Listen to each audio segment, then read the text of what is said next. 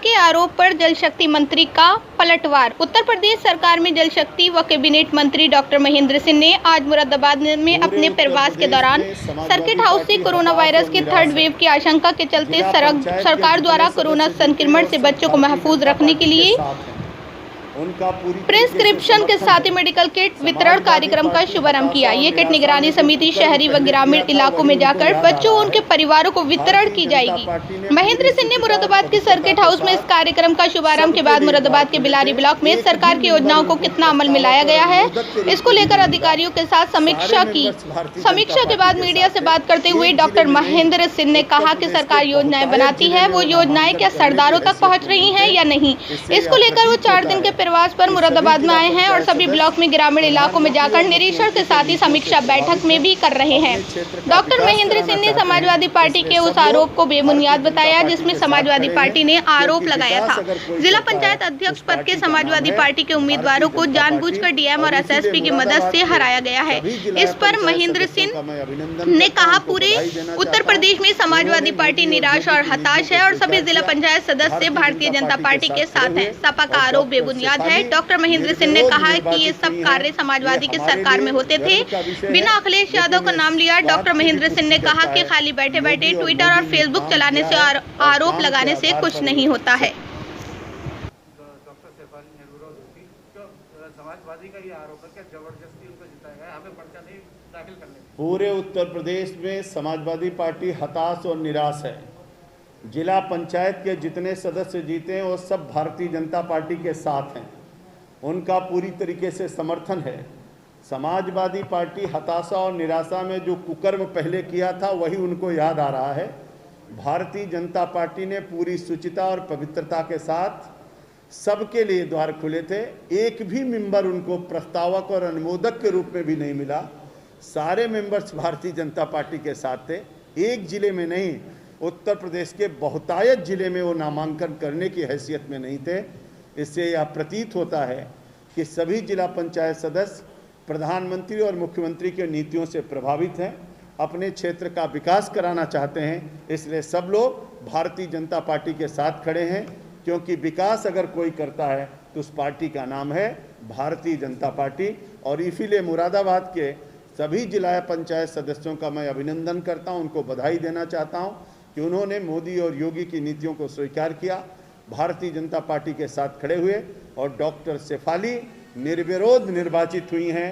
ये हमारे लिए गर्व का विषय है, लेकिन इस बात की भी पुष्टि करता है कि योगी और मोदी ने काम किया है और काम के आधार पर ही सभी लोगों ने समर्थन दिया है। सर, समाजवादी का एक आरोप हो रहा है कि सीधा जिला प्रशासन को टारगेट बनाया जा रहा है। क्या उन्होंने जो है पर्चा दाखिल नहीं करने दिया और ये समाजवादी पार्टी के घर में रोक दिया गया। समाजवादी पार्टी के कार्यकाल में होता था। आप सब बुद्धिजीवी पत्रकार हो, अगर उनके पास 2-4 मेंबर होते तो कम से कम जुलूस के रूप में निकलते, तो डीएम ऑफिस तक जाते, तो एक को आदमी दिखा ही नहीं, कोई था ही नहीं। बैठे बैठे ट्विटर पे चलाना, फेसबुक चलाना और केवल आरोप लगाने से काम नहीं चलता है। कम से कम अगर मेंबर थे तो आप लोगों को बुला के दिखाते कि हमारे पास मेंबर है। कोई मेंबर कहीं दूर दूर तक नहीं था। उत्तर प्रदेश में बहुत सारे जिलों में वो नामांकन नहीं कर पाए और अभी आप देखिएगा 75 के 75 जिलों में भारतीय जनता पार्टी के जिला पंचायत अध्यक्ष निर्वाचित होंगे।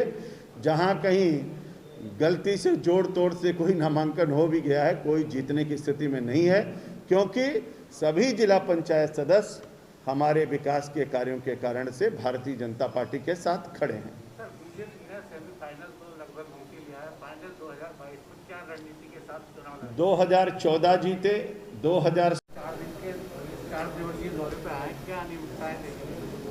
देखिए, बड़ी बात है कि माननीय प्रधानमंत्री जी के आशीर्वाद, उनकी प्रेरणा और उनके द्वारा भारत सरकार द्वारा चलाई गई जन कल्याणकारी नीतियां और उसको ज़मीन पर उतारने के लिए माननीय मुख्यमंत्री जी का जो संकल्प है और उत्तर प्रदेश की जो जन कल्याणकारी नीतियाँ हैं, उनके सबकी समीक्षा के दृष्टि से ब्लॉक स्तर तक का प्रवास मैं कर रहा हूँ।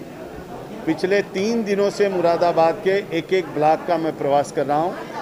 सभी योजनाओं की मैं समीक्षा कर रहा हूँ। बहुत अच्छे ढंग से योजनाओं का लाभ लोगों को मिल रहा है। हम लोग समीक्षा में देख रहे हैं कि जो पात्र छूट गए हों उनको भी उसका लाभ मिले। आपके इसी ब्लॉक में 1610 प्रधानमंत्री आवास योजना के तहत लोगों को लाभ मिला है। 46,072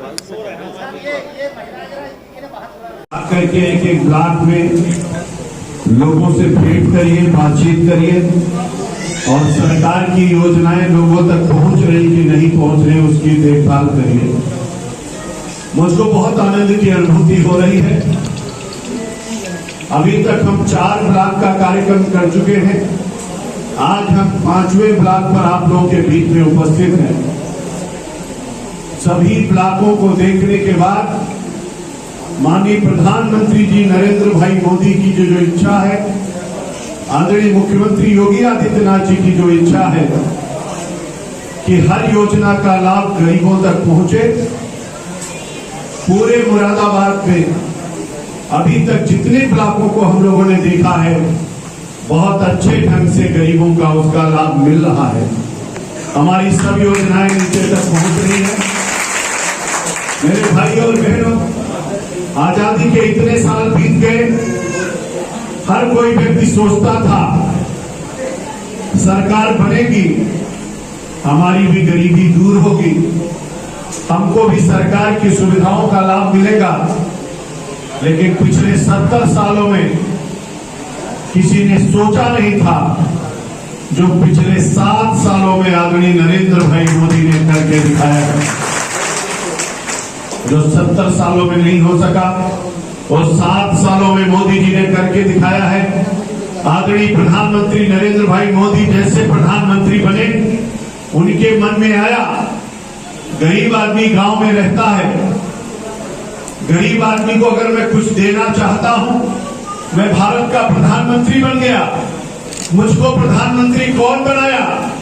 मोदी जी ने कहा कि गांव के गरीब माता और बहनों ने हमको वोट देकर के प्रधानमंत्री बनाया। मोदी जी ने कहा जिसने मुझको प्रधानमंत्री बनाया है उसके लिए मुझको भी कुछ करना चाहिए। मैं कैसे करूंगा? 130 करोड़ जनता तक मैं कैसे पहुंचूंगा? तो भारत के प्रधानमंत्री ने कहा अगर मैं पैसा देना चाहता हूं तो किसके हाथ पैसा भिजवाऊंगा? तो मोदी जी ने कहा सबसे पहले प्रधानमंत्री जन धन योजना के तहत गरीबों का खाता बैंक में खुलवाने का काम किया।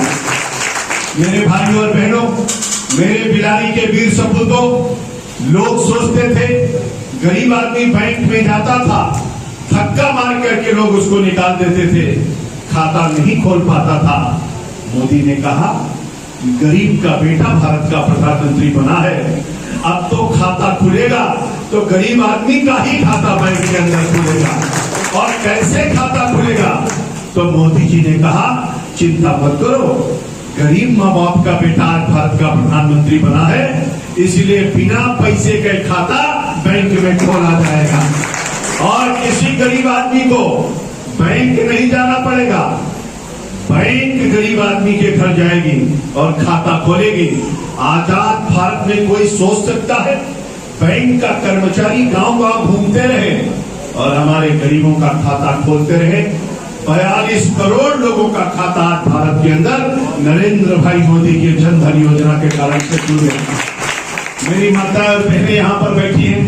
बड़े बड़े लोग गांव में पासबुक दिखाते थे, कहते थे मेरा खाता बैंक में है, मेरा पैसा बैंक में जमा है। अब गरीब आदमी कहता है मेरा भी खाता बैंक में है और मेरा भी पैसा बैंक में जमा है। विपक्षी लोग कह रहे थे ये खाता खोल करके क्या होगा, खाता खोलने से क्या मिलेगा? तो लोगों ने बताया, मोदी जी ने समझाया। आप सब जानते हो पहले अगर कोई भी चीज, कोई पैसा आता था, बीच के बिचौलिए उसको ले लेते थे, लेकिन मोदी जी भारत के प्रधानमंत्री सबका खाता खुला। अब विधवा पेंशन आती है, वृद्धा पेंशन आती है, दिव्यांग पेंशन आता है, मकान का पैसा आता है, किसान सम्मान निधि आती है।